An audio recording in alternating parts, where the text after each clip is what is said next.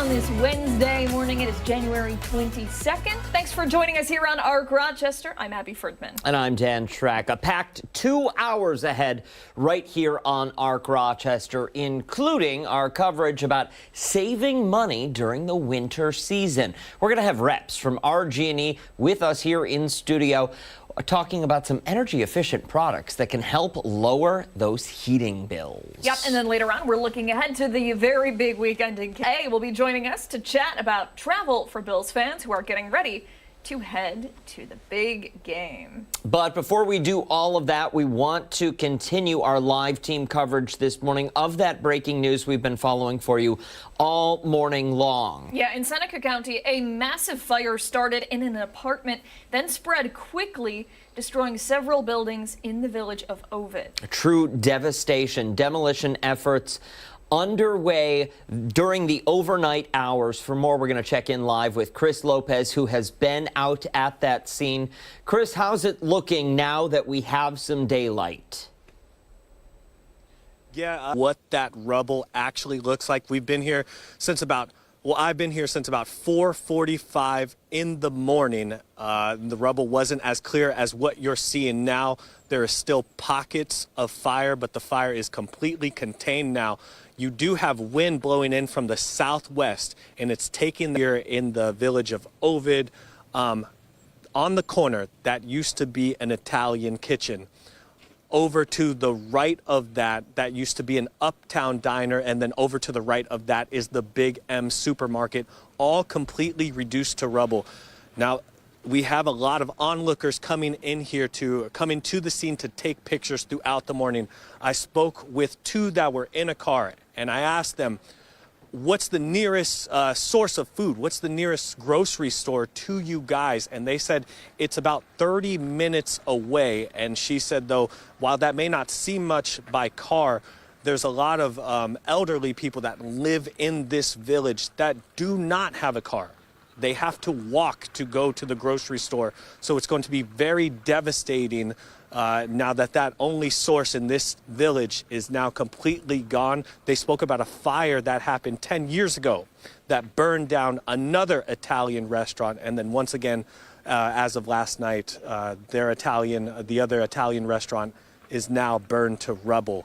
And you have NYSEG out here checking on power lines. The ground is completely frozen over, making it incredibly hard to walk up to this scene. So I can only imagine trying to put a fire out in these conditions. You're looking at negative temperatures with the wind chill. It was 2 degrees when we showed up here, so it was incredibly cold. The amount of water that they used to put this fire out created icicles along these power lines, giving an indication of just how much water they used. They completely ran out. And it's just a really devastating scene to see now that the sunlight has come up. We're going to keep you guys updated on any of the developments if we get any throughout the morning here on ARC Rochester. For now, I'm going to send it back to you guys in studio. Yeah, it's truly devastating, Chris. I'm curious to know how many people are out there right now surveying the damage, just a rough estimate. Right now, there's definitely, it looks like a lot of NYSEG is out here in those bright lime green coats. They're all surveying the power lines, but in and out, you're seeing people come through probably within the last hour.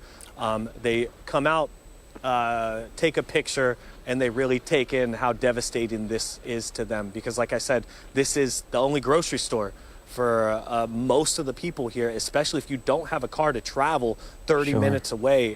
What do you do at this point?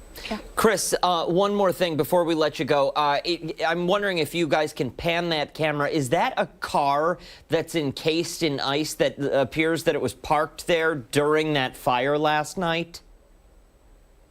Yeah, those are 2 cars that are just completely frozen over. That is correct. There's icicles hanging off, and there's definitely, that is ash that is stuck to that ice on those windshields, the car, the back, the tires, you name it. But yes, that is, Dan. It really is amazing that there have been no injuries reported. Yeah. Truly a miracle. And, I know we said it earlier, those first responders who showed up to that scene, incredible. Yeah, absolutely. Absolutely. Chris, thank you so much for your coverage. We appreciate it, my friend.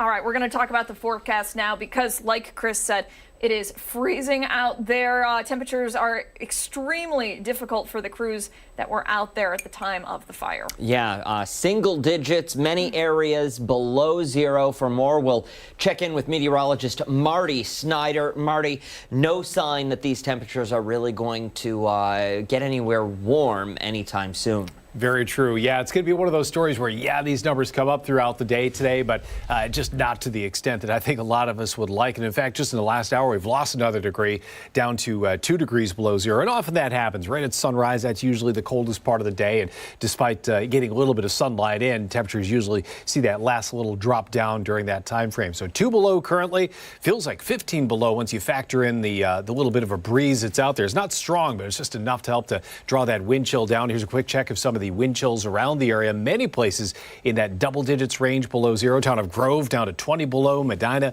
19 below, and even Batavia at 18 below. And as far as air temperatures go, we'll see those numbers cross back over into the teens above zero today, but that'll be about it. So still a cold afternoon for us. Enjoy some of the sun. Don't be fooled by it, but enjoy some of that out there. It's going to look nice, but still, even despite that sunshine, still a very chilly day coming up for us, guys.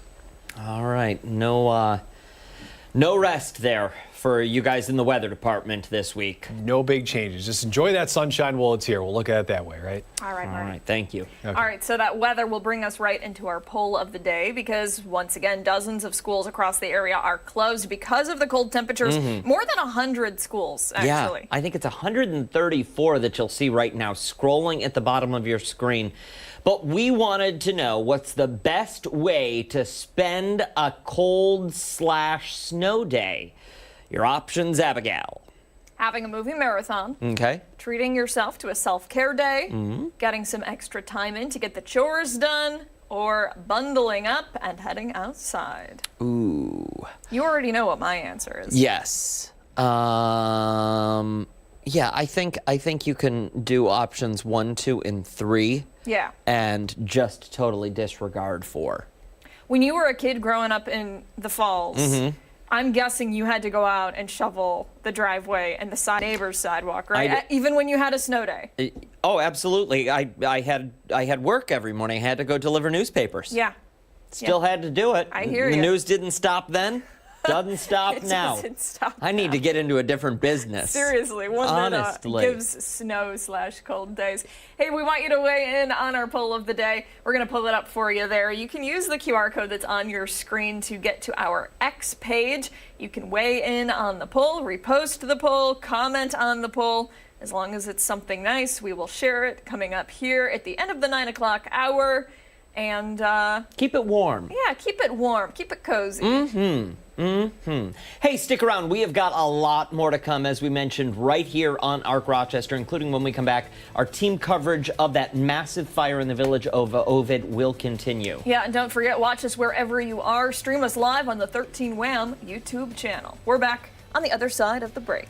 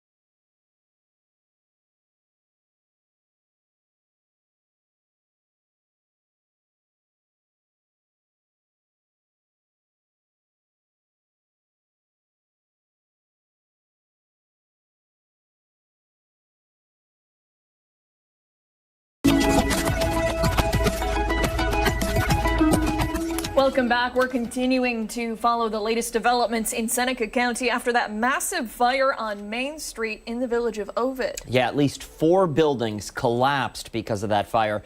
Firefighters working hours to get those hot spots under control. People who live nearby say they're shocked by the damage caused by this fire. A devastating fire tearing through several buildings in downtown Ovid, leaving the small Seneca County village in shock. But this was just, it was totally in flame, collapse, and it just seemed to go right down the line. Ovid's fire chief says it started in a second-floor apartment above the Big M grocery store on Main Street, just after 6:30 last evening, quickly spreading. It has gone through the entire building that housed the Ovid Big M and the apartments above. That building is completely collapsed and on the ground. It has transferred into the Ovid Diner, which is also completely collapsed and is in the ground. The fire also made the laundromat and the Italian kitchen at the other end of the block. You know, it's just unfathomable of what's taken place. History. Right there is a famous store. I've been here for 65 years. That's a store that's, it's like historic. They'll carry out your groceries, you know, like the old days. The more than 200 firefighters on scene also faced challenges with water supply, depleting the entire system in the village. Seneca County putting in place a water conservation order as firefighters brought in more than 40 tankers, filling them from local ponds. The bitter cold also making things difficult. It's made it very slippery. It's icy conditions. We've had some trucks that have almost froze up on us. It's hit us. Nearby business owners say this is a huge loss for the community. I can't even, I've tried to figure it out in my mind what it's going to look like when I come back to work tomorrow morning. I just can't imagine. And again, our hearts go out to everybody there in the village of Ovid and those who live nearby. I'm wondering if we can take a live picture of that scene right now. You saw what the fire looked like last night as it was burning. This is what it looks like this morning. You can still see the smoke billowing from what is left of those buildings. It's white smoke, so different than what we saw last night. But you can also see those buildings have been completely demolished. Yeah, really devastating, remarkable images there on your screen of all that stretch of Main Street in the village of Ovid. Now, that fire is contained. That is the good news. You're wondering maybe at home, well, why is it still smoking? Why do we see embers still there? The containment of that fire simply means that it's not going to spread anymore. And remember, when crews were out there last night, we were in single-digit temperatures and well below zero. And then we had the water supply issue, bringing those 40 tanker trucks in to help with that supply to get those flames under control. I know there it is.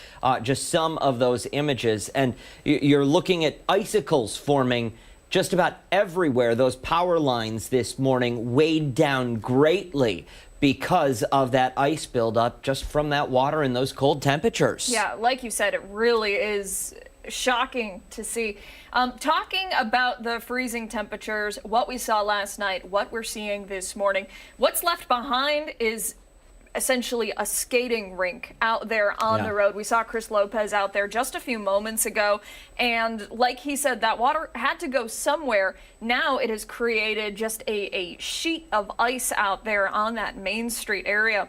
And like we said, the icicles hanging from the power lines. Yeah. It is, it's going to take a while for that to get broken up. Oh, absolutely. Thaw out. You can see it right there, how thick that ice is on the ground. Chris said that they've seen dozens of people, probably 40 to 50, just in the past hour, going out to take pictures and take a look at what's left, what they maybe missed in the overnight hours. Emergency management there on scene right there with the fire company assessing that situation this morning. because this is truly something. This is, again, a devastating fire that tore through at least 4 buildings, destroying them.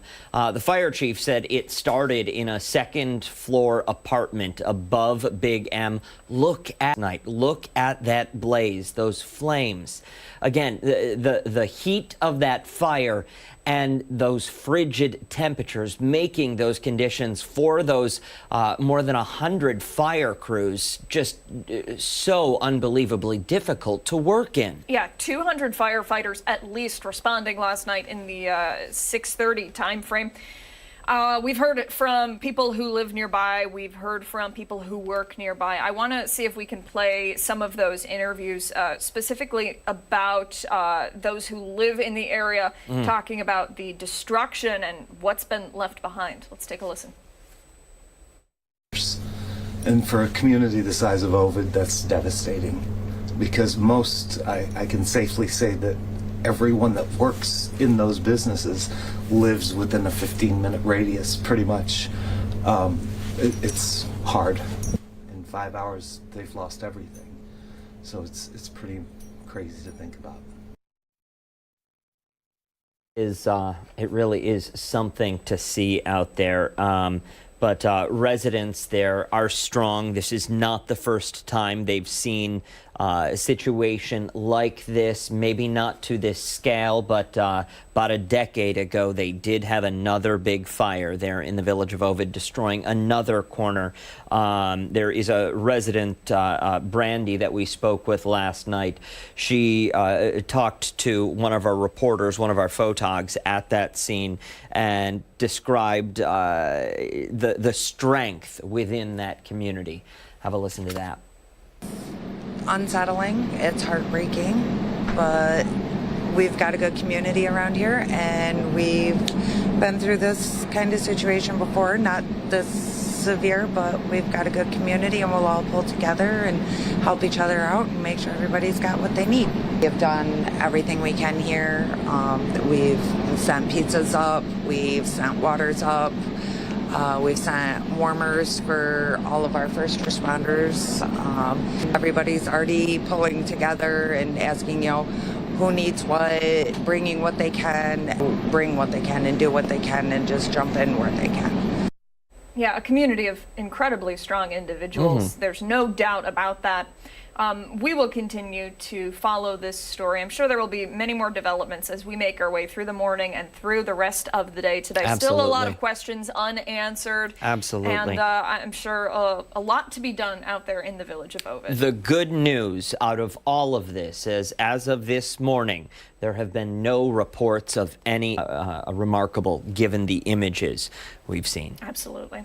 Time right now is 8:20. We still have a lot to get to here on ARC Rochester. When we come back, some of the other top stories we're following this Wednesday morning. Stick around. We're back after the break.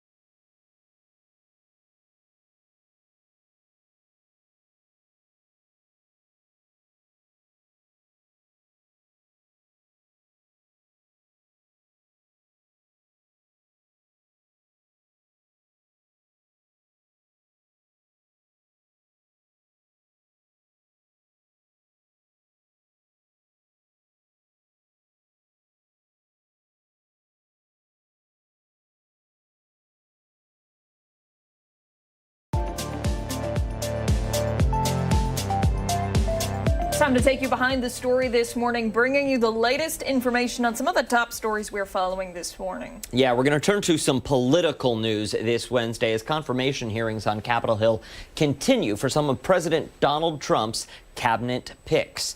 13 1's Stephanie Joseph has been following this story for us all morning long, live in the newsroom right now with the very latest. Hey, Steph. Yeah, good morning, guys. I want to talk about how Trump's cabinet is sort of taking shape in Washington, slowly but surely. We start off with Marco Rubio. We know that the Florida senator was just confirmed yesterday. He actually spoke, delivered remarks in terms of that. But we know that he was one of the picks that was expected to go through. A lot of senators, his colleagues on both sides of the aisle, seemed to be very much behind him, and it was unanimous in terms of his confirmation. But some of the things that he said there was that Trump's primary promise when it comes to foreign policy is that the priority of the United States Department of State will be the United States, and it will be furthering the national interest of this country. I am new to this department. Today is my first day on the job, literally, but I am not a stranger to it. I've interacted with many of you, both in my travels abroad and in our daily functions. My job now is different, and our job in some ways will be different. In our republic, the voters decide the course of our nation, both domestically and abroad, and they have elected. That mission is to ensure that our foreign policy is centered on one thing, and that is the advancement of our national interest, which they have clearly defined through his campaign as anything that makes us stronger or safer or more prosperous. And that will be our mission. Yeah, so you heard him there alluding to the changes that he wants to bring about. Another thing is also sort of bringing the department into the 21st century. Before Congress will continue today, still plenty of nominees to go through to be voted on. Wondering how they are expected to. Came from Trump, one of them being Pete Hegseth. We know that he's faced a number of allegations, whether it's sexual assault or in terms of him. We know Tulsi Gabbard as well, some concerns that have been mentioned among senators. Another pick that we are thinking about is, of course, Linda McMahon for education. So a lot of different people aren't expected to have the same confirmation process or sail through as Marco Rubio. But I do want to talk about Elise Stefanik. We know that she was on Capitol Hill yesterday, and a lot of them, she worked in Congress. She's a representative from the New York area. She had actually gotten a chance to speak about what she hopes to do, considering this nomination that she has to be ambassador to the UN. She considers it an honor, but she also critiqued the organization, saying that she believes they haven't lived up to their purpose. As outlined in Article 1, Chapter 1 of the UN Charter, the purpose of the United Nations is to maintain international peace and security, develop friendly relations among nations based on a shared respect for the principle of equal rights, solve international problems, and harmonize the actions of nations in the attainment of common ends. The UN has not lived up to this founding mission, and we must demand better. In terms of her pick, there isn't much that I have heard in terms of the same concern from other controversial picks. But again, Elise Stefanik from New York. And Steph, I'm wondering what we can expect today on Capitol Hill. Yeah, those confirmation hearings will continue. We know that who is on tap. We have Russell Vogt. He is considered a co-author of Project 2025. He's set to lead the Office of Management and Budget. There's also former Wisconsin Congressman Sean Duffy, and he is set to be considered for Secretary of Transportation. All right, Stephanie Joseph in the newsroom. Plenty to discuss on this topic, and these conversations, I'm sure, will continue in the coming days and at least for the rest of the week as these confirmation hearings stretch out. All right, Steph, thank you. Stick around. We still have a lot to get to here on ARC Rochester. We're back on the other side of the break.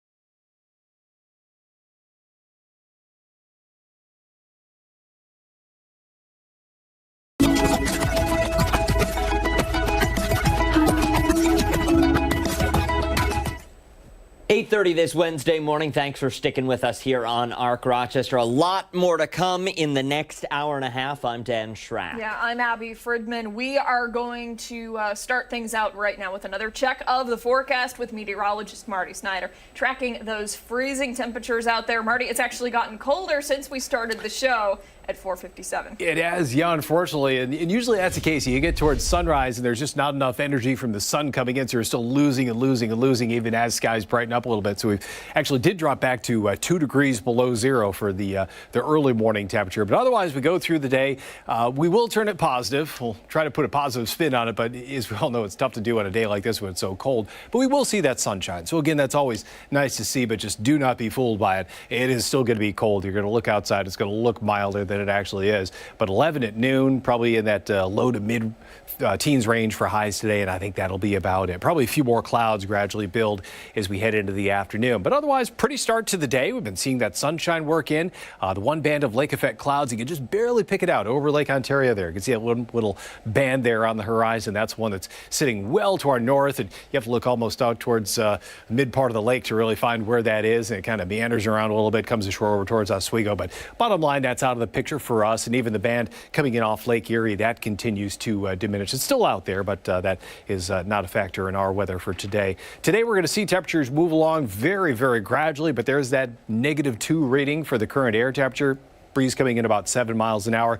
And again, not really a windy start to the day, but anytime you apply just a little bit of a breeze to temperatures below zero, again, you turn that wind chill really quite negative. That's down to 15 below for that latest wind chill value. The actual air temperatures around the area, a few places to the east above zero, but not by much. 1, 2, and 4, that's about it. But notice some areas as low as 8 degrees below zero for a current air temperature, in a lot of areas to the west mainly below zero as well by at least a certain margin. And then once you apply that breeze in on top of that, that drives a lot of these numbers down into the double digits below zero right now. It looks like the areas that are down at the lowest values, Dansville, Batavia, Medina, all at 18 degrees below zero for that most recent wind chill. Now, we will see these numbers improve today, not to the extent that I think most of us would want, but we will at least go in that upward direction. We'll see numbers rise up through the single digits below zero, maybe a few places getting back above zero by just a small margin by the end of the day, but still, looking at the big picture, still cold straight through the day today. Really no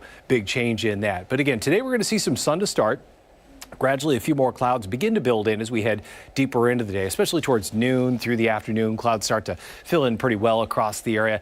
And then longer term, we're going to see at least a cloud cover hold going through some of the overnight hours. Temperatures mainly hovering somewhere in the teens for overnight lows, so at least not quite as cold as this past night. It is going to be cold, though, but not to the extent mainly getting back into the 20s. Maybe a passing snow shower, but I think fairly limited for any of those that do form and pass through. 14 today, down to 11 for a low temperature tonight. Tomorrow, about 24, so we gain low average even after a 10-degree increase relative to today. 26 heading into Friday with a couple snow showers, approaching 30 for Sunday, even Tuesday of next week. But notice each and every one of those highs, at least a slight margin, if not a big margin, down below that average high of 33. So overall, still pretty chilly for many of these upcoming days. Again, we'll just focus on some of that sunshine that we have been seeing. It'll be nice to see, but it really is not going to have a big impact on temperatures today, guys. All right, Marty, thank you very much. We appreciate it. We do want to switch gears now and revisit that breaking news in Seneca County that we have been following since last evening and for you at home all morning long. Yeah, that massive fire that we're talking about. It started in an apartment, spreading quickly and destroying several buildings in the village of Ovid. Yeah, those demolition efforts already underway. We saw crews out there during the overnight hours. Chris Lopez. Chris, it looks like you've moved much closer to that scene now. Yeah, we're on the inner street, just all rubble now. This used to be the Italian restaurant that used to sit on the corner. Behind it would be the Uptown Diner, and then behind that would be the Super M Market, all completely reduced to just, like I said, I don't know how else to describe it besides rubble. All of the bricklayering out and about here. You can see the steel construction also burnt completely down, and then you're seeing the smoke completely come out of this, and the wind from the southwest is carrying it farther over. We would do a live shot from there, but that smoke is just too much for us to breathe into, and it's carrying over their post office at the moment right now. From what I've been seeing so far, there is now no fire at all, not even any pockets. I was reporting a little bit earlier about pockets of fire in these buildings, or what used to be the buildings here, the businesses here, but there's no more. It is just white smoke, which is a good sign. The fire is completely contained. If there is any good news out of this, and the conditions are just remarkable in such a negative way. I've never seen anything like this. And then the ground, I've been pointing out, because of all of the water they used last night, the ground is just an ice rink. I heard Abby say that, and that's a perfect way to describe that. Adding to the difficulty of putting this fire out, it's just completely slippery. And the firefighters are moving so urgently, so they had to maintain their balance, keep all their wits about them, and still put out something like this. And then up above here is all of the icicles. From all of the water. This is on the power lines. It's just turned into all icicles here. And we've been seeing people from the village of Ovid constantly get out of their cars in shock and awe and take pictures of this and really take it in as the morning has come out and the sun has come out, and they're seeing the images when they wake up this morning, which is devastating for them. I spoke a little bit earlier about that Super M market being the only market in the village. Now they have to travel about 30 minutes outside of this village to get any source of food from a market. So just really devastating news to wake up to for the village of Ovid. Guys, back to you. Really a tragic scene, a tragic incident that all unfolded starting right around 6:30 last evening, lasting through those overnight hours. Crews still out there, well over 12 hours later, still working to maintain what they can. Yeah, Chris, I'm wondering, you said you've had dozens of people come out to take pictures, to take a look at the scene. Have you talked to them? Have you heard anything that they're saying besides, I can't believe this happened? Yeah, I asked a couple that were in a car that drove past us. They did not want to speak on camera, and of course, totally understandable. Waking up to something like this, I wouldn't want to speak on camera either. But they told me, yes, they've been to this Italian restaurant, they've had dinners here, they've shared family moments here, and the one thing they did speak about was that grocery store is the only grocery store in this village, and they made a remark that, yes, while some of the village, or most of the village, has transportation with the car, there are people that don't have a car here, that cannot drive to another town, a neighboring town, to go get food. So they're just wondering, what the heck is going to happen, with that. Of course, there are spots where you can go get food here, but there's nothing like a supermarket. You can't replace a supermarket. And they told me it has been around since the 50s. So it's had a long history here. And to see it just burn down to nothing is just nothing short of devastating. Absolutely. And that, not to mention the job losses there as well. Yeah. So many different angles to this story. Chris Lopez, we'll let you get back inside the car, warm up a bit. Thank you so much for your continuing coverage this morning. Thank you, Chris. It'll be very interesting to see how the community comes together, because they will. They'll rally. This is not the first time we've seen a community like this experience a food desert of sorts. It would not shock me if people came out of the woodwork to lend a helping hand, to figure something out to help people get the food that they need to live. Absolutely. We can only hope. We can only hope at this point. That remains to be seen, but something we will continue to watch for. Time right now is 8:38. We still have a lot to get to here on ARC Rochester. When we come back, RG&E will join us with some tips on how to lower those heating bills. This Wednesday morning, we are streaming live right now on the 13 Wham YouTube channel. We're back after this.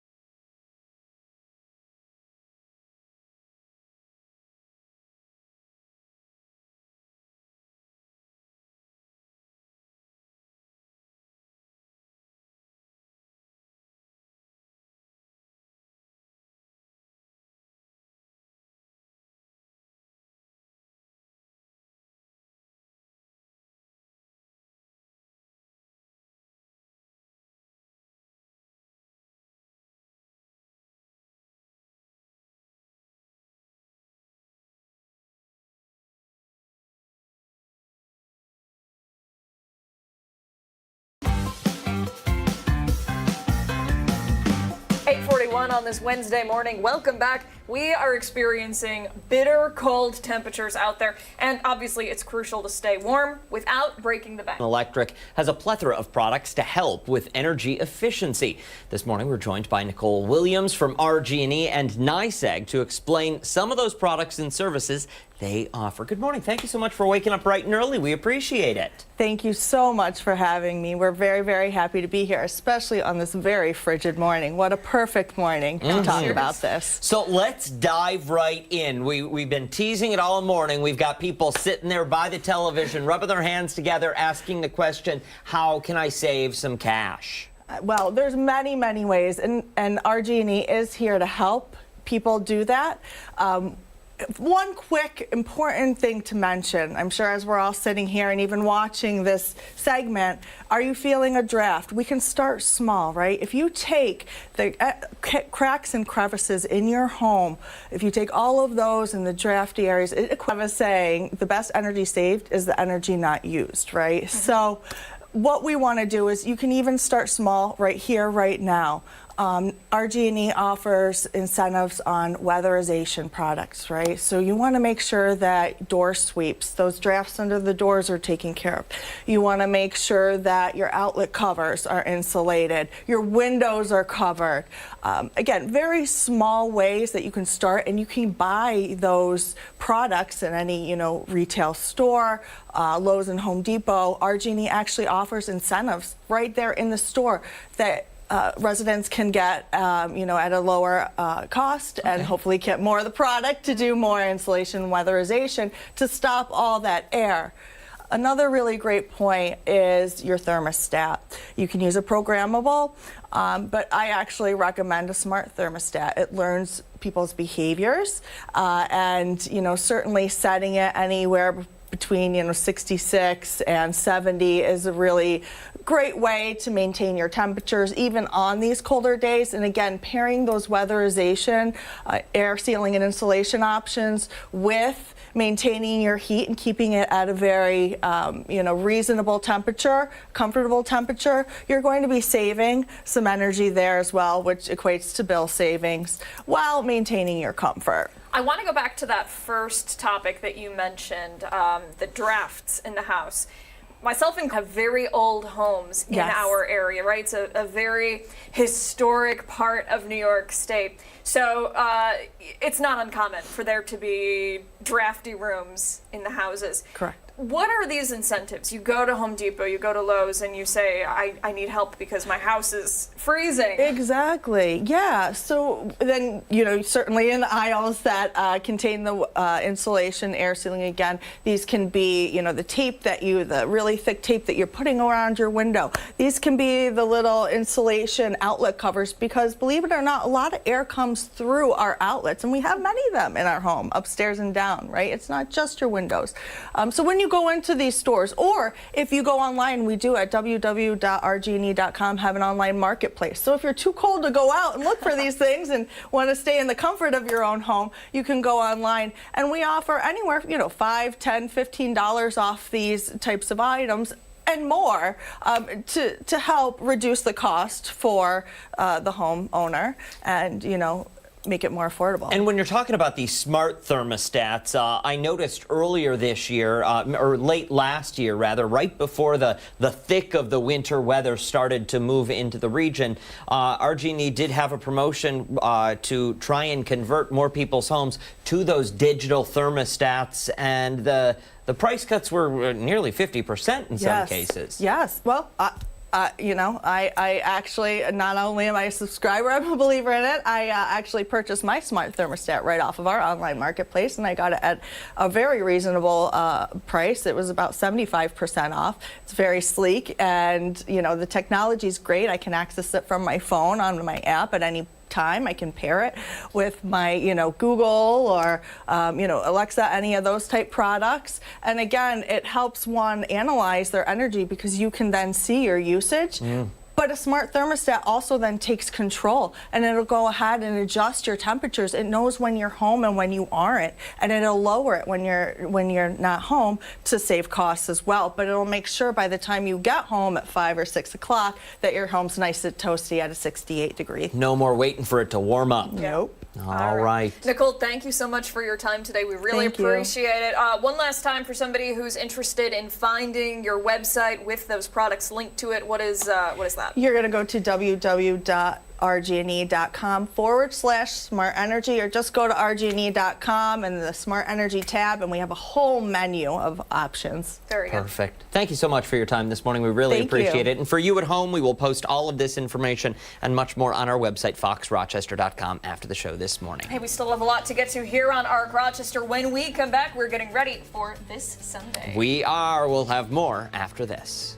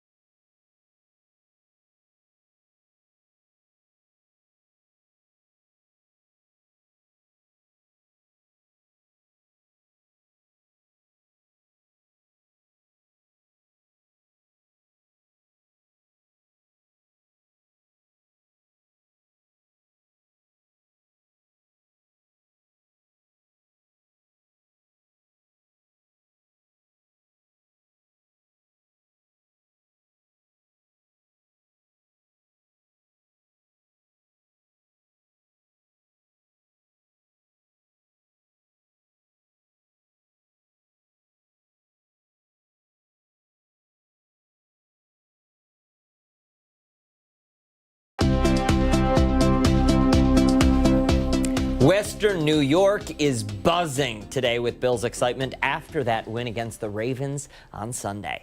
So now the Bills are headed to the AFC Championships to face off against the Chiefs for their 4th playoff matchup in 5 years. It's impressive. Bills Mafia is ecstatic, and many want to head to Kansas City to watch that big game. So joining us now to explain what AAA has to offer, AAA's Mark Gruba. Mark, we've got the countdown. 4 days, 9 hours, 10 minutes, and 12 seconds till kickoff, my friend. What can you tell us? Well, first thing, I should have worn the Bills gear. I debated it. Next time, I won't make that mistake. All right. So, a lot of excitement, as you mentioned, around the game. The question is, how are you going to view it? From your couch? Are you going to be in Kansas City for the big game? There's sort of a good news, bad news scenario here. The good news is if you want to go, even at this hour, you can still make it happen. You can get airline tickets, you can get tickets for the game, hotels, all that kind of stuff. The bad news is it's going to cost you a lot more than it normally would. So that's kind of where it all falls at this point. So when it comes to flights, talk to us about what people can expect. If they haven't even logged on to Expedia or the airport's website to even check ticket prices, you know, let us down gently here. Well, so you are a little late to the party, right? I mean, we've known since Sunday night late that this was happening. So people jumped on immediately. What I noticed initially Sunday night was flights were in that $600, $700 range, round trip, Rochester to Kansas City. They've come up a good $400 to $500 since. To talk about this, there's a Spirit flight out of Rochester for about $550, $60. Everything else is over $1,000 round trip. And I took the liberty of looking at Buffalo and Syracuse as well. Same scenario. Anything round trip from any of these 3 cities, Buffalo or Syracuse, for flights is going to be over $1,000 round trip at this point. So in that situation, would if you're dead set on going to that game, I imagine an option would be to head to AAA. Let's map this out. We're going to head to New York, drive down to New York, and see what flights are from there. You could do that. I mean, I looked at Pittsburgh and Cleveland as well. I did not look at New York City. I was trying to think just a little bit closer. Yeah. But still, you're up there for prices. It's not quite over $1,000, but you're still going to pay $700, $800 round trip from those cities. Driving is an option. I was just going to say that. It is. We looked at it. It's about 16 hours from Rochester, 15, 16 hours. It's a couple $100 in gas, but you got to ask yourself, what kind of shape am I going to be in when I get to the game? What kind of shape am I going to be in driving back from the game? Obviously, it is an option, excuse me, but you're going to be investing just a little bit of time into that as well. I looked at buses as well. It's affordable. Again, couple $100. But you're going to be on that bus for 25 hours from Rochester. Oh my gosh. That's over a full day. So you got to wrap your mind around that. The upside of being on a bus for over 24 hours, heading to Kansas City and then back, is you're probably going to encounter a lot of Great Bills Mafia on that bus. So it'll probably be an exciting ride there and debatable on what it'd be like on the return. You paint quite the picture. Yeah, it is an option. I'll leave that to you to decide. I would skip the bus option. But the one thing I would say is we talk about Kansas City, if I may, and I don't want to jinx anything here, but if you were to look ahead for the Super Bowl, I looked at airline tickets for the weekend of, again, Friday to Monday before the Super Bowl in New Orleans. Right now in that $600-700 range. You know that number is going to move. Yes. If the Bills win on Sunday in advance to the Super Bowl. So what's the suggestion there? Buy it now, reserve that seat, cancel it? That's a good question, isn't it? It is. That's where the rubber meets. If I don't make that trip, can I put that money that I've invested in that trip toward a different trip? Yeah. That would be the question for me. Of course, we all assume we're going to make that trip, right? Yeah. But for diehard Bills fans, and this could be a once-in-a-lifetime opportunity. It was the early 90s, the last time they made a Super Bowl. Yeah. That might be something to consider. I just looked at it because I thought, what the heck? What are we looking at? I mean, there is some hotel inventory in New Orleans at this point. You're going to pay much higher rates, but you can make it happen. Of course, the other component of that is the tickets to the Super Bowl. I looked. I haven't seen anything for under $5,000 inside the stadium. Now, one last piece. There will be people that will go there and not have a ticket to the game. Sure. Just to be part of the ambiance and the festivities. It's New Orleans. Now, there's 9 inches of snow on the ground in New Orleans right now, but hopefully by Super Bowl time, not the case. So there is that option for people that want to consider that, just to be there and be part of the atmosphere. Yeah. Do you have any room left on your private jet that you're taking there? Let me check. I don't know. Get back to me on that one. All right. Mark Gruba, thank you so much. Yeah, we appreciate your time. We appreciate all of the numbers, too. It's a harsh reality, but one we have to accept, right? Yeah, but listen, it could still end with very good news, whether or not you're at the game. Yeah. And you know what? I was thinking about it the other night, and for so many of those die-hard Bills fans, I really believe that they have one of those, like, break in case of emergency box. Yes. You know, like break when Bills make the Super Bowl, and it's got all this money that's been saved for years. Yeah. So I'd like to think that that's the case. Let me know where yours is, okay? I Mark shook Gruba. the tree, It's the on money Mark's tree. private jet. Exactly. But the leaves are all frozen. What's the website if people want to learn more about anything AAA has to offer? AAA.com, AAA.com/travel. You can also call 1-800-937-1222. Great. Perfect. Thanks so much. Time right now is 8:55. We still have a lot to get to coming up in the 9 o'clock hour. Much more after the break. We're back after this.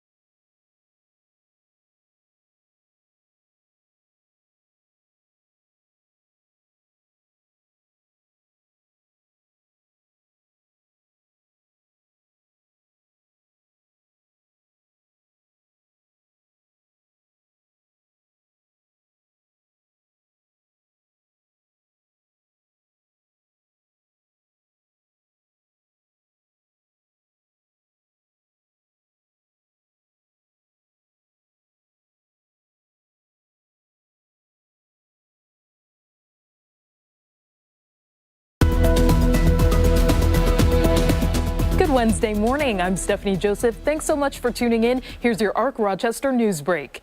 We begin with a massive fire in Seneca County, ripping through buildings and destroying businesses on Tuesday night. That fire started in an apartment above the Big M grocery store on Main Street in Ovid, and it spread quickly, destroying several buildings here. Now, this includes the tax collector's office, a laundromat, and the Italian kitchen at the other end of the block. No injuries were reported. The more than 200 firefighters on scene also face challenges with the water supply, depleting the entire system in the village. Seneca County putting a water conservation order in place as firefighters brought in more than 40 tankers, filling them from local ponds. Our Chris minutes. Our area is also dealing with frigid cold temperatures again this morning, and that's led to dozens of area schools to close. They include Rochester City Schools for the second straight day in a row and most of Monroe County's schools. A full list is on 13wham.com. Now, for all of these top stories and any updates, be sure to visit 13wham.com. Stick around. ARC Rochester is back right after this.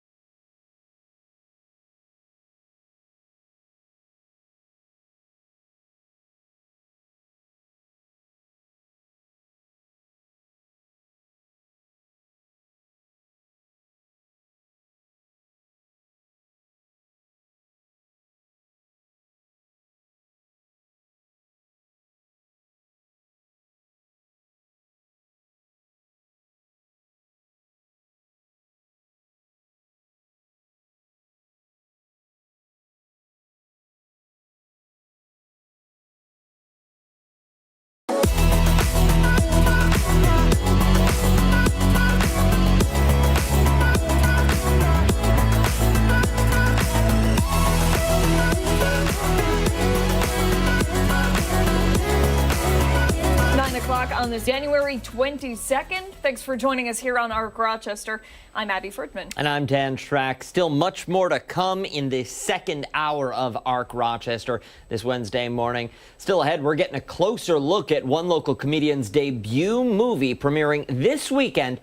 We're going to be joined by Goodknews Cardwell for more on Rent a Ride. And then later we'll go over our results for our poll of the day. Since the temperatures are extremely cold, we asked you, what is the best way to spend a cold/snow day? A lot of kids off from school. Your options: having a movie marathon, treating yourself with a self-care day, treat yourself, getting some extra time in to get your chores done, or bundling up and heading outside. You can continue to weigh in throughout the next hour. Just scan that QR code with your smartphone. It'll take you over to our X social media site. Weigh in on the poll, comment below the poll, keep it clean, keep it warm, and share this poll. We'll review those answers for you coming up at the end of the hour.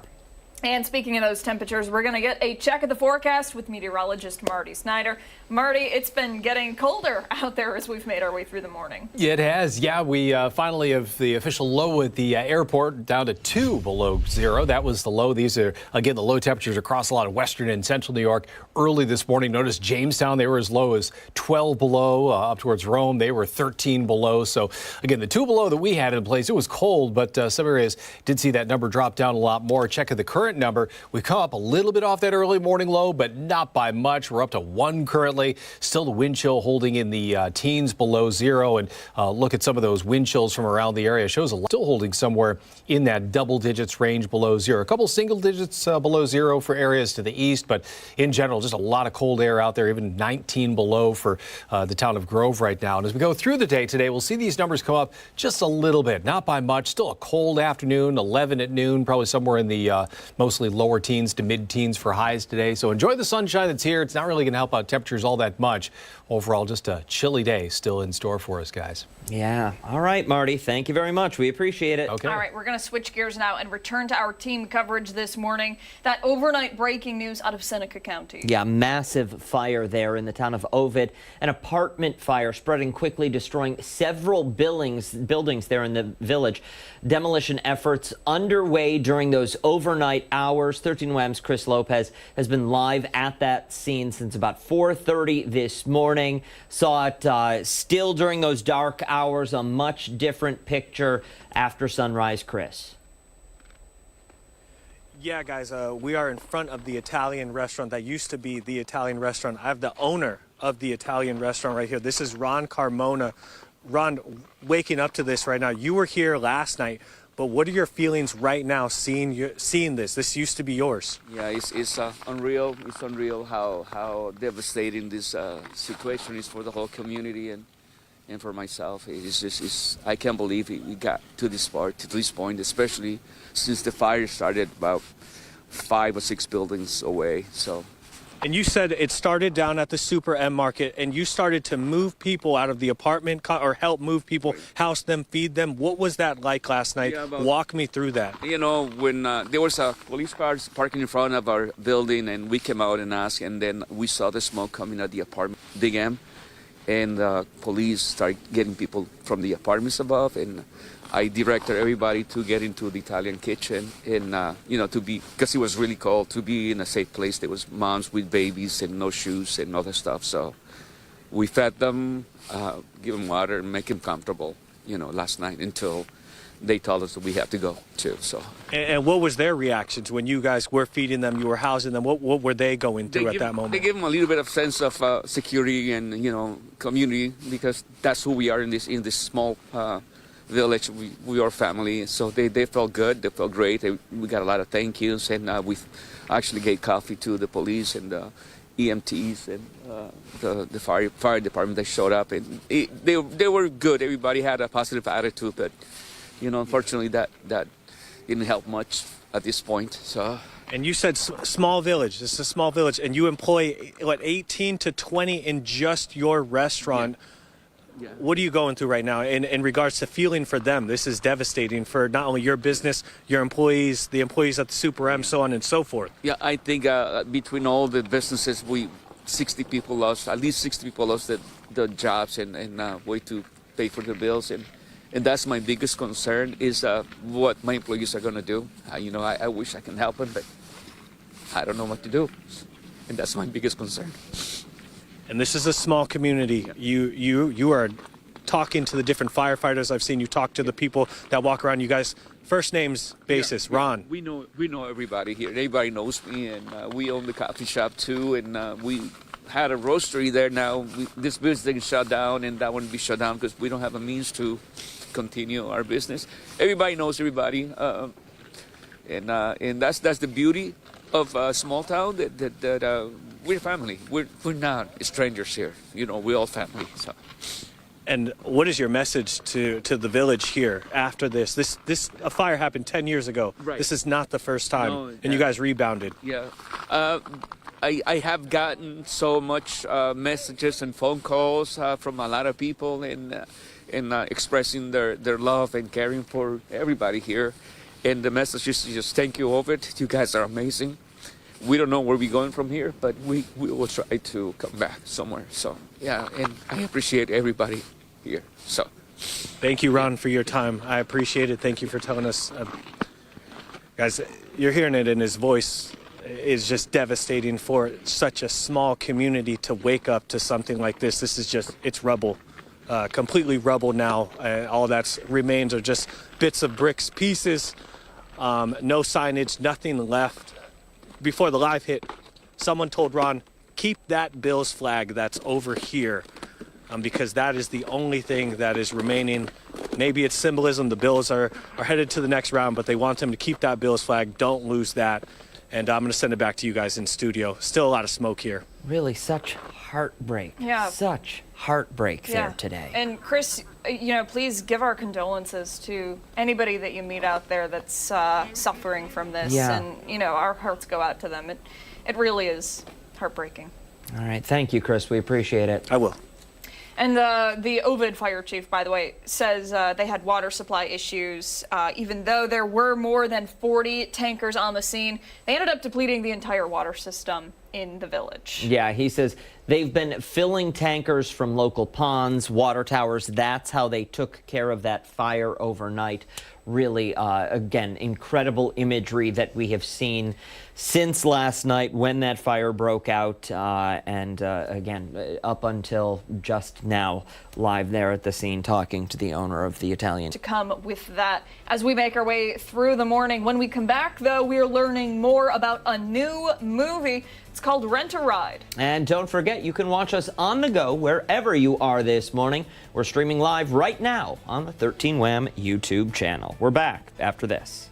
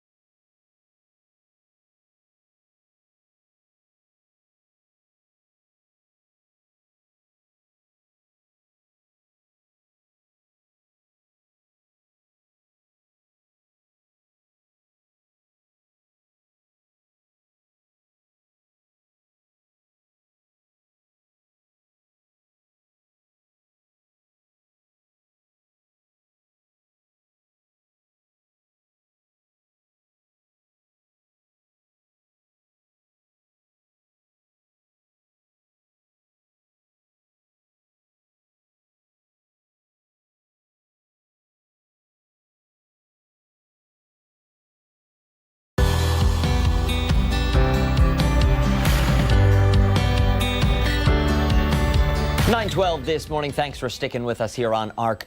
Rochester is rolling out the red carpet this weekend, Abigail, for some of its local celebrities with the release of a new movie. Yeah, the film Rent a Ride features Chris Goodknews, Cardwell, Rob Campbell, and Justin Birmingham. And they were joining us in the studio this morning to talk about the movie. Good morning. Thank you all so much for coming in. Thanks for having us. Thanks for having us. First of all, congratulations on the film. You guys got to be excited about it. Give us a little overview about what it's about. Okay, so Rent a Ride is basically about two brothers that start a rent-a-car company in the hood through racial adversity. It's a very funny film. The comedy comes through being able to rent cars in the hood because, you know, we don't have a lot of rent-a-car companies in the hood. So different people trying to rent cars, that's going to, a lot of comedy's going to come from that. It's like a slapstick comedy, like old school 80s, 90s kind of comedies where it has that ridiculous comedy and they're just really funny. So trying to bring it back to that kind of vibe. Where did the idea for this come from? So the idea of Rent a Ride, when I wrote the movie, it actually came from my dad. My dad used to own a rent-a-car company at Cleveland Hopkins Airport in Cleveland, Ohio. That's where I'm originally from. And he used to tell me stories about people coming to rent cars and how you're going to get it back, how they weren't insured and stuff like that. So that's where the original idea came from. Wow. And tell us about the people that you play in the film. So I'm actually the writer, director, and funder of the film. We had, my brother also is a writer on the Corday Cardwell. But these are two of the stars of the film, Justin Birmingham and Rob Campbell. They played two very big parts in the movie, very hilarious parts. So I'm excited to have them a part of it. Justin, tell us about your character. We'll start with you. So my character, I'm sort of like behind the scenes, but in the scenes. So it's like I don't want to give too much away. Just know you're gonna be in for a treat. Yeah, I don't want to say too much, but I'm the puppet master. Okay. You know, and that's all I'm gonna say We call about him the that. big boss in the movies. All right, very good. Very good. And for you? And I'm the decoy big boss. So I'll play a role that's portraying him, not physically, obviously, because he's the real big boss, obviously. But I'm the decoy big boss in the movie, so. Yeah, so they're connected. When you see it, it comes together extremely funny. So, yes. I bet the reaction from Rochester's response you've had. So we've had an amazing response, amazing support. I mean, these are just two of many people from Rochester that were in the movie. We have a star-studded Rochester cast of probably over 30 people that were able to actually be in this film. So this when I did this movie, my whole thing was showcasing the talent here in Rochester because I feel like Rochester has some of the best talent there is around. Because when people move from Rochester, they usually become the best at whatever they do in that area. Right. So I'm like, well, let me do something for Rochester, showcase the talent here because we have it. We just got to bring it together, and that's what we did. Let me ask, what was it like? First, when did we film the movie, and what was it like shooting the movie in Rochester? So the shooting the movie in Rochester was amazing because I've used a lot of my resources to actually be able to shoot the movie, getting locations and things like that. So it went really smooth, actually. I forgot the second part of the question. When did you shoot it? 2019. So we actually started this project in 2019. We had some hurdles that we had to get over. In terms of my first film, my first time I ever shot a film, so I was learning on the job. But we were able to get over those hurdles and finally get it done. So I'm excited to put it Listen, learning on the job, sometimes that's how you get the best results. Oh, yeah. Yes. For me, it was well, for all of us, I know it was like a dream come true because like we walked these same streets that we recorded the movie on. So it was just like a full circle kind of thing coming. So it was just like, and every day everyone was so enthusiastic coming to work, it was all business in it. It was so dope. It was so Days on dope. set was just fun. Yeah. You know, just being with people that you know, that you perform with in different settings and arenas, and then just all being on set. It was like a party on set. And then I'm sure looky-loos, neighbors wanting to know what's going on. People would stop, try to see what's going on. We used to get extras in the scene, so it was fun. It was dope. How you doing? What kind of landmarks will be featured in the film where people are watching it and they're, oh, that's, thus and such street? Anything like that? Yeah, that's my house. We got cheap cars on Lyle. We got the park in there that's by the Rose Garden, so I know a lot of people know about that park. The Cumberland building is also featured in it. That's actually where my photography studio is at, so we kind of use that area. So there's going to be a lot of areas in Rochester. People are going to be like, familiar. oh, okay, I know where that is. I know where that is. So, yeah. Downtown, where we shot, the very opening scene is in downtown. So it's everybody, you're going to know what's going on. It's Rochester. It's definitely going to resonate with a lot of people from seeing different places and stuff. Visual tributes to the town of Rochester in there. Love it. Well, congratulations to all three of you. For somebody sitting at home who says to themselves right now, okay, I want to see this film, where can they watch it? Okay, so right now we're working on getting the film on a streaming platform. So that's what I'm working on. So hopefully in the next couple of months we'll have that done. But right now we'll be at Movies 10 this Saturday. We actually added an extra theater. We sold out the first theater. So same time, same everything. We just 2 theaters playing at the same time at Movies 10. So we have about 40 tickets left if anybody would like to buy tickets for the premiere. But it's going to be red carpet. We got interviews happening on the red carpet. We're going to bring Hollywood to Rochester. Yes. So it's going to be a great experience. Fantastic. Fingers crossed we have some solid weather for you. Better than what we're experiencing today. For sure. Yes, you're gonna. Definitely. Hopefully. Thank we'll see you what all happens. so much for your time today. We appreciate it. It was great to meet you guys, and we'll put all of the show information that you need to know over on foxrochester.com. Hey, stick around 9:18. A lot more to come right here on ARC Rochester, including when we come back. We're once again going behind the story. Yeah, stick around. We're back after this.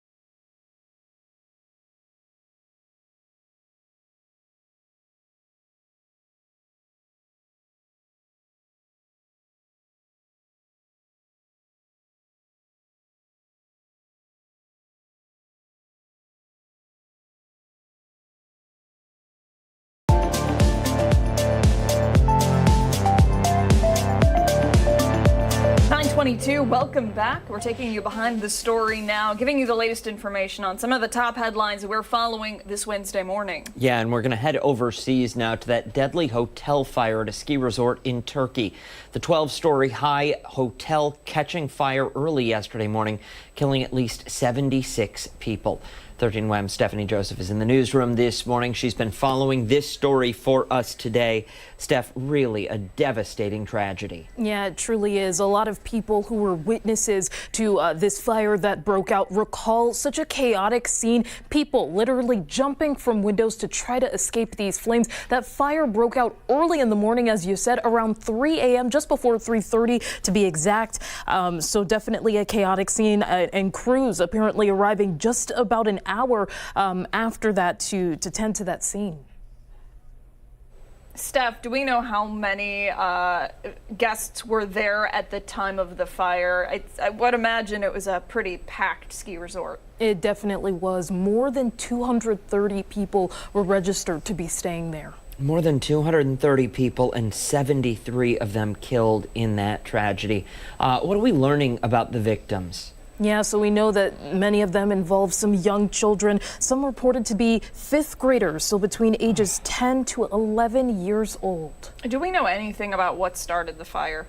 At this point, it's still not clear, but we do know that there were 9 people that were detained. No word yet on what charges they may be facing or how this investigation is going when it comes to them, but we do know, of course, that an investigation is ongoing. All right, Stephanie Joseph in the newsroom. Really tragic. Really such a sad story. Yeah, Steph, thanks for the updates. We appreciate it. Time right now is 9:23. Still a lot to get to coming up in the next half hour, including when we come back, a full check of the forecast with Marty Snyder. We're back after this.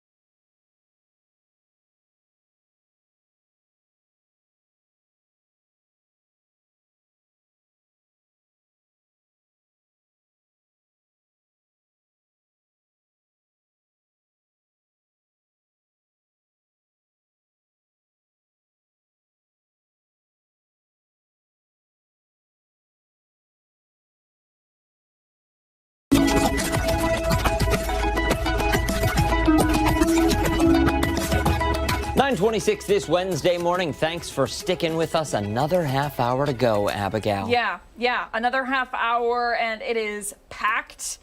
We're going to get to meteorologist Marty Snyder, I think, right now for a check of the forecast. Marty, it is very, very cold out there. It's like an understatement. Yeah, still is cold, and still even after temperatures try to come up a little bit, and they will move today, but unfortunately, as we all know, just not as much as I think most of us would like. We're starting off anywhere near 0, some single digits above 0 right now. We'll rise into the teens, and that'll be about it. Some areas just barely get into that range, mostly low to even mid-teens as we head through the afternoon. So overall, it'll be that very slight increase in numbers today. We're going to see a fair amount of sunshine through the morning. That's good news there. Visually, it's going to look nice, but again, just don't be fooled. It's one of those days where you look outside, it's going to look a whole lot warmer than it will be as we go through the morning, and then more clouds build in into the afternoon. But otherwise, kind of a pretty start with that sunshine. Always nice to at least get some of that in. If you look closely on the horizon there, one little band of lake effect snow that's well out over Lake Ontario. That's well to our north right now. Not going to be an impact on our weather. And you can see how it is continuing to lift to the north. So that's moving out of the picture for us, kind of meanders around a little bit, comes ashore over towards Oswego. But again, that main idea is showing how that is holding away from us. Even a little pocket of snow coming up off Lake Erie, that one holding off to our west and southwest. So bottom line, we're going to stay in between those couple different lake effect bands. That clearing that we did see overnight really has allowed our temperatures to drop down quite effectively. We're coming up off our early morning lows. We were as low as 2 below, so we're up a few degrees from that, up to 1 for the current air temperature, 1 above 0, and wind out of the southwest at 10 that's helping to drive that wind chill down to 15 degrees below 0. Now again, we are seeing a lot of places begin to come back above 0, not by much. 8 in Waterloo, but still holding below 0 down towards Cohocton and Grove, even just a fraction below 0. That's that little rounding issue there for Batavia and Medina, just a fraction of a degree below 0 for those areas right now. But again, today we're going to see these numbers stay quite cold for the short term, cold for the longer term. We will see some of these wind chill values come up a little bit throughout the day today. A lot of double-digit readings below 0 out there now, but I think we're going to see a lot of those numbers rise up through the single digits below 0, and maybe a few lucky places could just barely break the 0 mark going into the afternoon for some of those wind chills. And again, it's not going to be an overly windy day, but just that little bit of a breeze out there helps to really drive that wind chill down. We're going to see some breaks of sun initially, then more clouds build in throughout the day. Expect the clouds to win out as we head into some of the nighttime hours, and then as we get into the day tomorrow, a couple little snow showers here and there. I think fairly limited activity for what does try to make its way through during that time frame. Today up to about 14 for a high. Again, after starting off below, temperatures can move, and that's only going to be in the teens for highs today, well below average for this time of year, almost 20 degrees below average for the time of year when we're usually statistically at our lowest point. About 11 for a low temperature tonight. 24 as we get into tomorrow, at least quite a few clouds, maybe a couple breaks in those clouds, but still in general quite a few. 26 as we head into Friday with a couple snow showers possible. And then temperatures try to move up just a little more, never really get up to the average high, up to 30 on Sunday, 30 on Tuesday. Our average high is about 33, so even as those numbers do increase and gain some ground over upcoming days, it's going to be tough to even get up to the freezing point as we head through the longer term. So chilly, we'll just concentrate on some of the sunshine that we'll see for the short term. It's going to look nice, but still a very chilly afternoon coming up for us today, guys. All right, meteorologist Marty Snyder, we're talking about those cold temps. Thank you, sir. We appreciate it. We do want to switch gears now and revisit that breaking news that we've been talking about all morning long in Seneca County. A big fire there. Yeah, it started at an apartment and spread quickly, destroying several buildings right in the village of Ovid. Yeah, demolition efforts are underway, those beginning early last evening. For more, we join Chris Lopez, who has been live out there for us all morning long. Chris, how's it going? Hey guys, yeah, so right now we're hearing a lot of pops coming from here. I believe a crane has now started to come in to kind of go through that rubble. I'm not sure if you guys can see it through that smoke right there, but at the corner, that used to be an Italian restaurant. I'm told that after that, there used to be a laundromat. And then after that, there was a diner there. Then you have the supermarket as well, all reduced to rubble. Smoke has been going on just like this, just like you're seeing right now, this white smoke. The wind is pushing it from that southwest over their post office here. It's been like this all morning long. Pretty hard to breathe out here. And the conditions on the road are just, Abby said it perfectly earlier in the morning. It is like an ice rink out here. Just walking is pretty hard to get around here. So I can only imagine, I keep repeating it, but I can't imagine anything else. Incredibly hard to put out a fire like this that is contagion from building to building to building very quickly. And now it is all just reduced to rubble. There's a crew out here. Their name slips me, but I believe they're Phoenix. They were checking out the wirings that are in this wiring here, the fiber that you can that are in the power lines up here, and that's because all of the water that they used didn't all go into the building. Some of it went onto these power lines, freezing the power lines. They told me that about 100 people are without power in this town. That also includes the 5-Point prison as well, and that's what they're here inspecting that. You can see that picking up, the crane right there, picking up, going through some of the rubble right now, but just an incredibly devastating scene. And we have been here throughout the morning long. We talked to the owner of that Italian restaurant, 20 employees that now have to essentially go from ground zero. Between all of the businesses that burnt down, he said there's about 60 plus employees that have now are without a job. And there's the future right now for that is bleak because they don't know what to do. There is nothing left of these buildings here. So just an incredibly devastating situation for this small town. But everyone seems to know each other, which is great. We have seen people come out, probably now definitely over 50, 60 people come out here, giving each other hugs, talking to each other. It seems like everyone knows each other by first name. So it's a very close town, making it even more devastating because everyone knows each other. This is not some isolated incident where, you know, it's someone, a friend of a friend that you may have heard of, lost their town. They know the owner. Ron, who was the owner of the Italian restaurant, was gracious to speak with us and telling us he lent his restaurant to the people from the apartment. And that was moms, that was babies, that were kids that were trying to get away from that fire that hadn't yet spread yet. He brought them into his restaurant, fed them, gave them water, took care of them as long as he could until, unfortunately, his restaurant burned down. So, like I said, I'll just keep repeating it, is a very devastating situation right now. And right now, the future for this area right now, we have no idea. We are told that there is going to be a press conference at around noon to give us an update on maybe how this fire started. But as of right now, I'm going to send it back to you guys in studio. All right, Chris Lopez out there for us live. Truly devastating, Chris. The image is remarkable, and that fire still burning, those hot spots, still seeing flames at this hour. All right, Chris, thank you for the report. We appreciate it. Time right now is 9:35. We still have some to get to here on Arc Rochester. When we come back, that team coverage continues.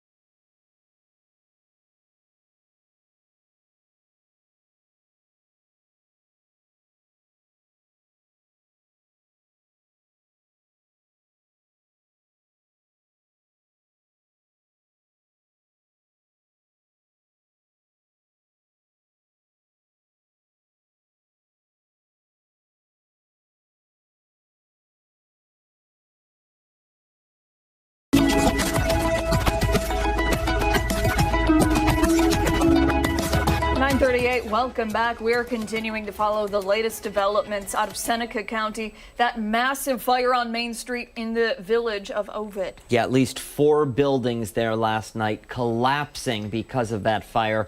Crews working for hours to get the fire under control, still dealing with hot spots out there this morning. People who live and work nearby say they are shocked by the damage this fire caused. A devastating fire tearing through several buildings in downtown Ovid, leaving the small Seneca County village in shock. But this was just, it was totally in flame, collapse, and it just seemed to go right down the line. Ovid's fire chief says it started in a second-floor apartment above the Big M grocery store on Main Street, just after 6:30 last evening, quickly spreading. It has gone through the entire building that housed the Ovid Big M and the apartments above. That building has completely collapsed and on the ground. It has transferred into the Ovid Diner, which is also completely collapsed and is in the ground. The fire also making its way through the tax collector's office, a laundromat, and the Italian kitchen at the other end of the block. You know, it's just unfathomable of what's taking place.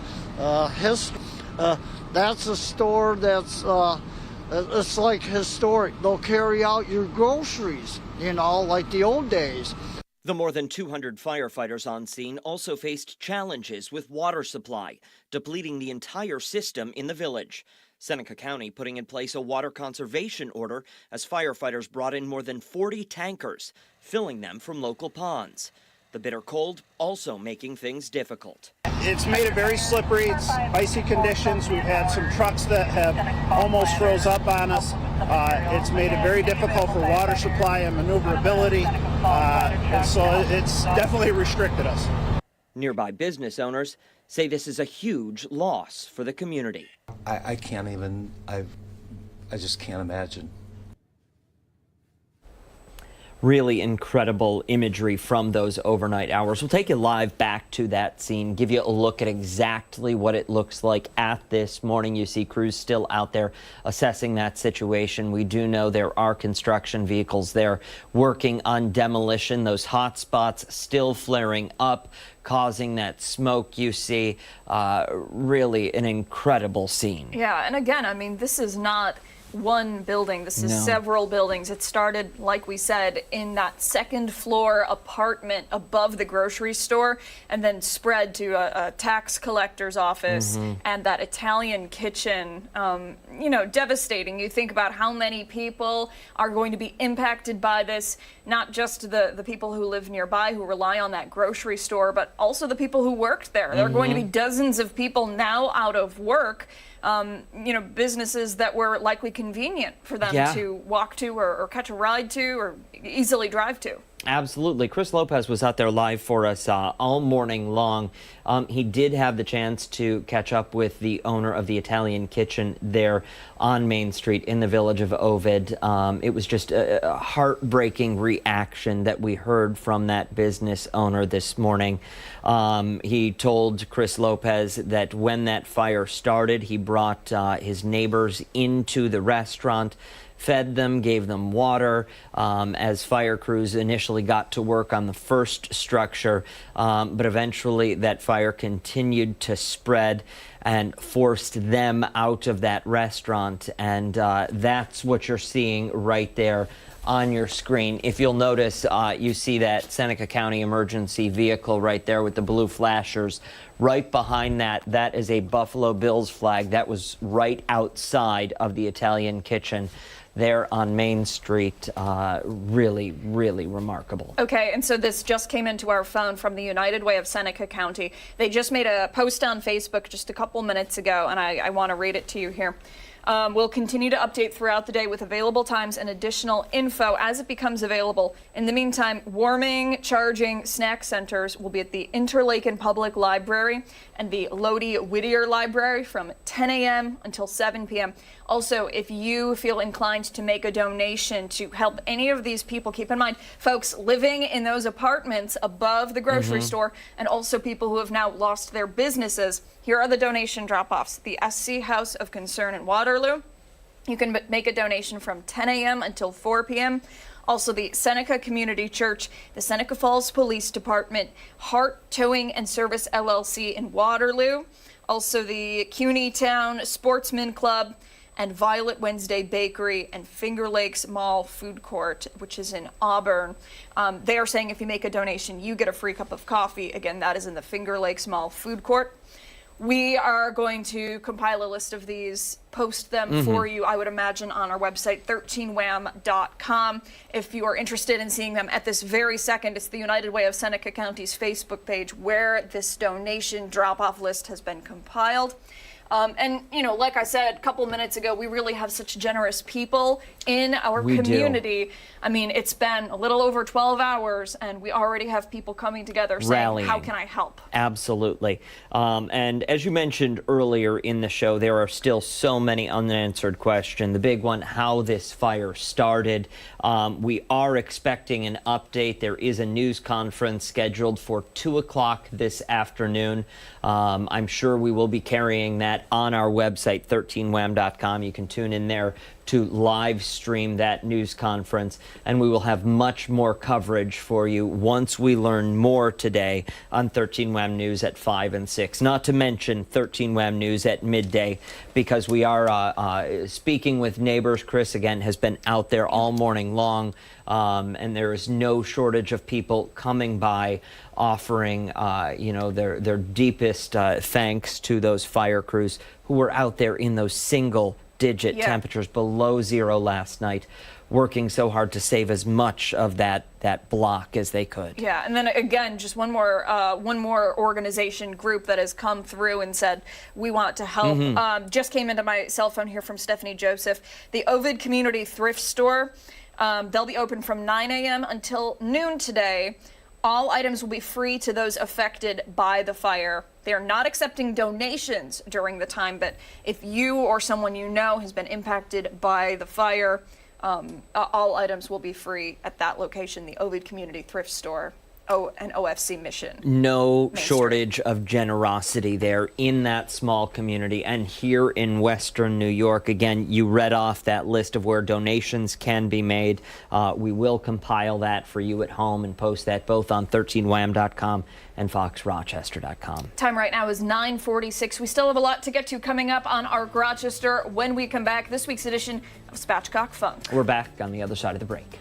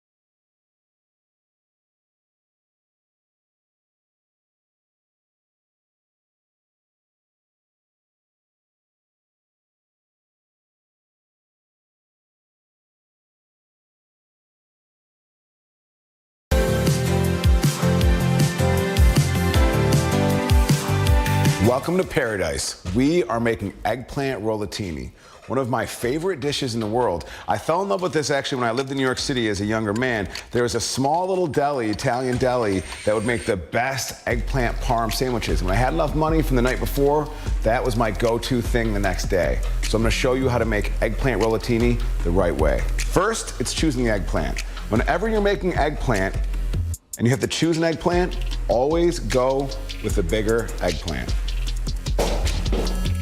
Once you've got your eggplant, right, you're gonna take it and you're gonna slice it into thin, 1/8 of an inch at the max slices. Once you've got your whole eggplant sliced, we're weeping it, right? If you don't weep eggplant, it gets bitter. So what we do is lay it out on paper towels and hit each side with salt, some good salt. We're using stuff from the Himalayas that my partner climbed to the top to get. Salt one side, flip it over, and then salt the other side. Once you've got it salted, take another layer of paper towels, put it over the top, press on it, and you're gonna let this sit for at least a half hour and really get him crying. While the eggplant is bawling its eyes out, let's make the filling. You need about 15 to 16 ounces of some good ricotta cheese, 1/4 cup of some fresh Italian parsley, and then to bind it all together, 1 egg. And then stir this mixture up. After a half hour, take your palms and really squeeze them down and get all of that water. Get them crying. You know, like they say, the shortest verse in the Bible, Jesus wept, and so do these eggplants. So after they've done that, you're gonna rinse them with a little cold water each side, pat it off a little bit, and now they're good to start frying. We've got our eggplant wept, put it in an egg wash, some scrambled eggs, then Italian seasoning, Parmesan cheese, a little garlic, and parsley into the pan.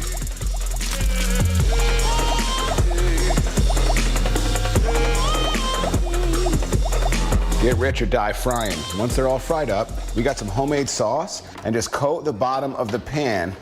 Then it's time to roll it up. So take one of your fried pieces of eggplant, take about a half spoon of the mixture we made, get that into the center, then you're just gonna fold it over and roll it, and then seam side down, put it in the pan. Then take more of your sauce, you're gonna do a little line over each row, as much shredded mozzarella as you can to give it a little white and red on the top, and a tablespoon of chopped parsley, and then into the oven at 375. Time to roll on.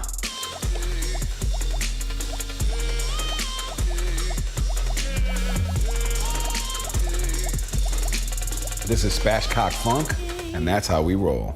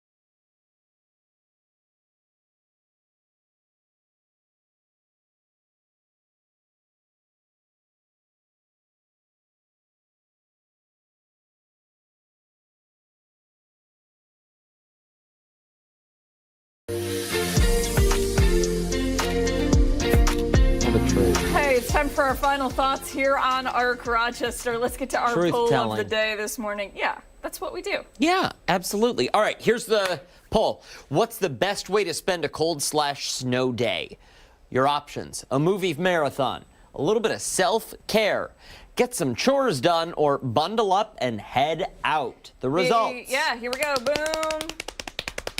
The options: movie marathon. Ooh, I like like it. That sounds good. What are we watching? Let us I don't know, but I'd like to be bundled up on the couch. Yeah. Soon enough. Hey, that does it for us here on ARC Rochester. Make sure to wake up with us tomorrow morning starting at 4:57 over on the other channel, ARC 13 Wham. Yep, that's all right. And we have much more live local news coming up later today, 13 Wham News at midday. You can only find ARC Rochester right here on Fox. On ARC Rochester. Yeah.